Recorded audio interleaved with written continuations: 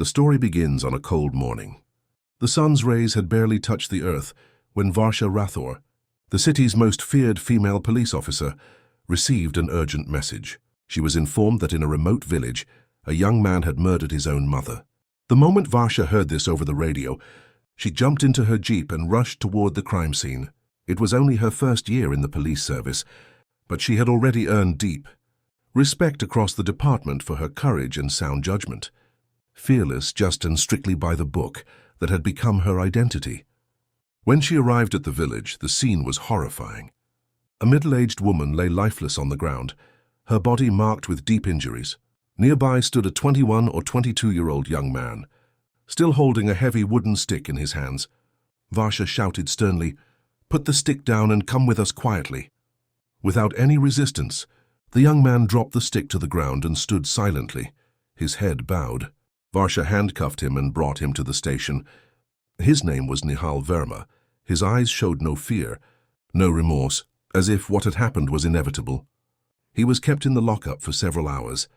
Varsha wanted to wait for the forensic report and confirmation from the local investigation before proceeding. But Nihal remained silent. He offered no explanation, asked no questions. Soon an order came, present the accused in court. After reviewing the preliminary evidence, the judge declared Nihal guilty and sentenced him to death. Nihal was found guilty and sentenced to death. However, under Indian law, he was granted 2 months before the execution, time allotted for appeals and final wishes. He was brought back to the same police station where Varsha was posted. This time he was placed in a separate cell, one without CCTV coverage, lit only by a small window that let in a faint sliver of light. Only a few days had passed when a woman burst into the station, crying. She claimed that someone had broken into her home and stolen all her life's savings. Varsha immediately dispatched her team, instructing them to thoroughly search the house. She stayed behind at the station. Nihal couldn't be left alone. Later, when she checked on him, she found him staring quietly at the light through the window. Softly, she asked, "Does this sentence not affect you at all? Your mother is gone. You haven't even given a reason for what you did." Nihal turned to her with a smile, one that carried no hatred, no sarcasm, just an unsettling calm. Varsha composed herself and didn't press further. Just then she received a call. The theft report had been false. The woman's own son had taken the money. The case was closed. Varsha returned to Nihal's cell, this time bringing a cup of tea. Handing it to him, she said, "You have 2 months. If you have any final wish, let us know. It's standard procedure. Before execution, the prisoner is granted one last request." Nihal took the cup, breathed deeply and said, "My final wish is that every night until I die I want to be with an unmarried girl." Varsha's expression hardened for a moment. She could have scolded him right then, but she restrained herself. "This isn't a simple wish," she said calmly. "We can't force any woman to do something like that." Nihal smiled again. "Then why not you? You're unmarried too, and the law allows it, doesn't it? A final wish must be fulfilled." Varsha burned with quiet anger, but she didn't show it. She gave no reply, only muttered softly, "I'll think about it," and walked away. That night Varsha couldn't sleep. Her mind was tangled in questions and moral dilemmas. Can a person's final wish go beyond the limits of ethics? Would she have to find balance between duty and humanity?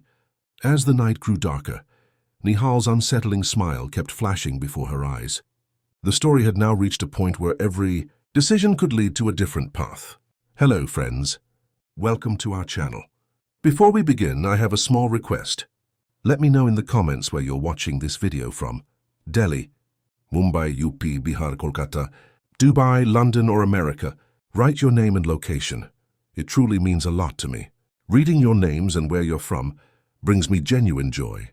Watch the video until the end. This story holds a powerful lesson. And don't forget to subscribe to the channel.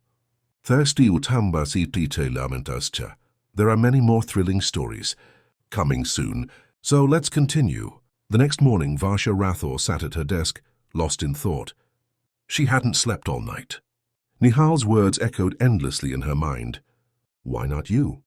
That sentence had shaken her deeply. On one hand was her humanity. a whisper telling her Nihal might truly be lonely and broken. On the other was her duty, her uniform, which forbade her from entertaining such a request. She didn't report it to her senior officers. She gave no official response. But she had made a decision. She would go deeper into this prisoner's mind. She had to understand who he really was, and what his truth was. Over the next several days, Varsha spoke to Nihal many times. He dodged her questions, yet each time he revealed something new. Sometimes he talked about his mother, sometimes about the villagers.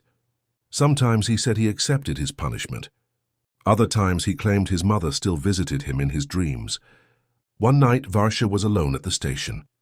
The other officers had gone out on a major raid. Heavy rain pounded outside, and thunder shattered the station's silence. Varsha slowly walked toward Nihal's cell. She felt that maybe tonight, Nihal would reveal something new. Varsha watched him silently for a few moments. He was lying down, eyes closed, his face calm. "Do you miss your mother?" she asked softly. Without opening his eyes, Nihal replied, "Every day, but it doesn't matter anymore." "Did you really?" Varsha began to ask, but let the question trail off.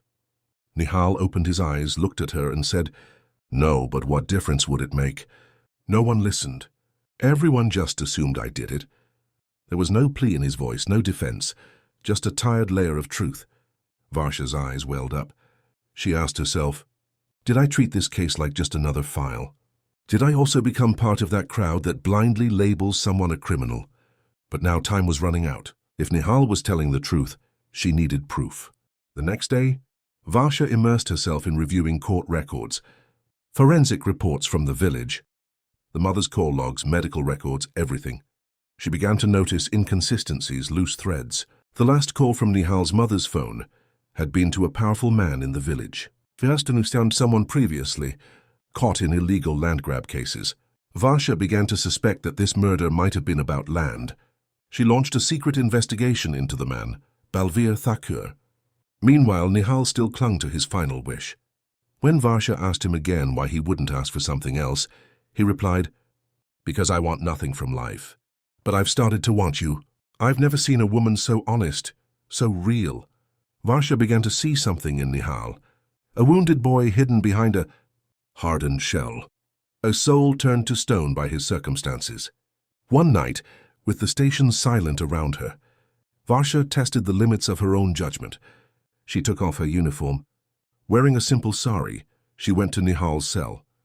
There was no lust in his eyes, only trust. She sat with him, talked, listened to him not as a prisoner, but as a human. No force, no pretense, just two people, and the silences between them had filled with unspoken emotions. By morning, for the first time, Nihal's eyes held hope. He looked at her and said, "If you believe in my story, give me a chance to prove I'm innocent." Varsha took his hand and said, "This is my fight now too." She now stood at a crossroads. Either she could ignore the words of a convict and let him hang for a crime he may never have committed, or she could risk everything to uncover the truth, even if it meant going against her own system. Slowly, the information from the village started to emerge. The secret investigation she had ordered revealed that Nihal's mother had filed a formal complaint against Varsha Rathore for illegal occupation of government land. That very evening, Varsha had been seen near her house. This was the same phone call that had struck Varsha as suspicious in the report. Now she began taking the case personally. She informed the DSP that she wanted to conduct a final investigation before the execution. At first, people mocked her, but she built a strong case file and presented it to her senior officers. She was granted 15 days. If she could prove within that time that Nihal was innocent, the case would be reopened.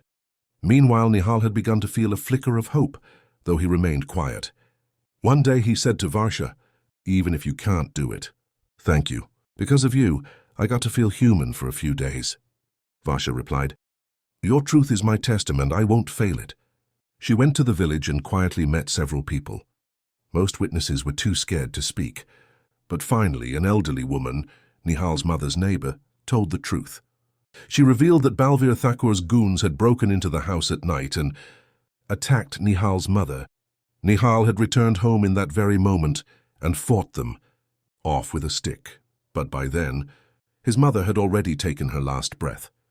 The woman had stayed silent out of fear, as Thakur's men had repeatedly threatened her.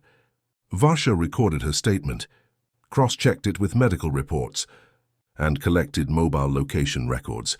All the evidence aligned. Nihal was innocent. Varsha filed a petition for retrial in court. A new hearing was held. Witnesses were summoned. Proof was presented. Balveer Thakur was arrested. The case caught national media attention. Finally, the court reversed its previous judgment. Nihal was acquitted. When he walked free from the courtroom, he quietly approached Varsha and said, "You gave me my life back." Varsha smiled and replied, "The fight for justice isn't only fought in court, it's also fought in the heart and conscience." A few months later, people began noticing them often seen together, Varsha and Nihal. They never made any public announcement about marriage, nor did Nihal release any official statement. But anyone who saw them could sense the respect and calm they shared in their eyes. This was the story of a prisoner and a police officer. Dai, a story that began with a strange final wish, but transformed into a bond of trust, struggle, and truth. Yet the story doesn't end here. It simply holds up a mirror to a society where not every accused is truly guilty, and sometimes the path to justice passes through the deeply human corridors of emotion.